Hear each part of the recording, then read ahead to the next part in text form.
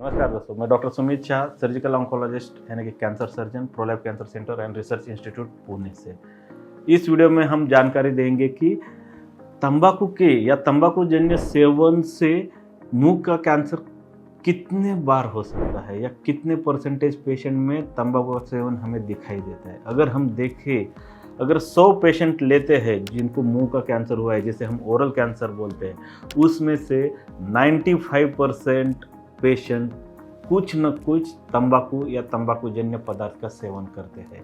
आप बोलोगे कि क्यों ऐसा रिलेशन है? तो जब भी कोई आदमी तंबाकू का सेवन करता है, सिर्फ तंबाकू नहीं, सिगारेट, तबकीर, मिश्री, कोई भी इंडियन प्रोडक्ट जिसमें तंबाकू का इस्तेमाल होता है, या पान, गुटखा, इससे क्या होता है कि जो तंबाकू रहता है, तंबाकू में कैंसर होने वाले घटक रहते हैं जिसे हम कार्सिनोजेंस बोलते हैं। ये कार्सिनोजेंस, ये जो हानिकारक पदार्थ रहते हैं, वो हमारे जो मुंह के अंदर का जो लेयर है, जिसे हम म्यूकोजा या बकल म्यूकोजा बोलता है, या जबान के ऊपर का जो म्यूकोजा है, उनकी जो पेशियां है, उसमें जो जीन्स रहते हैं, वो जीन्स को कंटिन्यूअसली अफेक्ट करते हैं।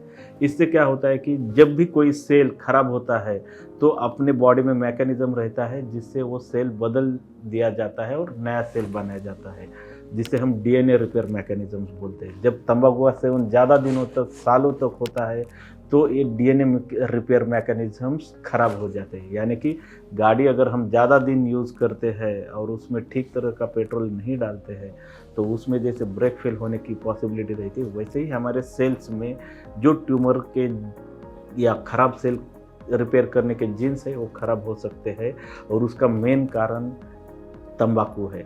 इसीलिए जो भी लोग तंबाकू का सेवन करते हैं उनमें हमेशा मुंह के कैंसर का रिस्क बहुत ज़्यादा रहता है। हालांकि जितने भी हम पेशेंट देखते हैं उसमें से मेजॉरिटी पेशेंट में कुछ ना कुछ तंबाकू जन्य पदार्थ के सेवन का रिपोर्टिंग रहता है।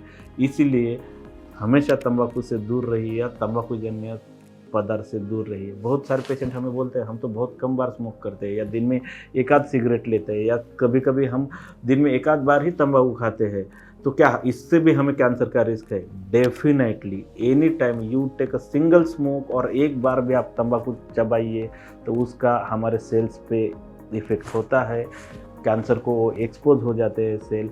अगर यही खाने का या तंबाकू यूज़ करने का प्रमाण जितना ज़्यादा बढ़ जाता है उतना हमारा रिस्क ज़्यादा हो जाता है। इसलिए हमेशा तंबाकू या तंबाकू जन्य पदार्थ से दूर रहिए और खुद को ओरल कैंसर होने से बचाइए। मुंह के कैंसर के रिलेटेड आपको कुछ भी डाउट है, कुछ भी क्वेश्चन है, नीचे दिए हुए कमेंट बॉक्स में आप हमें कोई क्वेश्चन पूछ सकते हैं।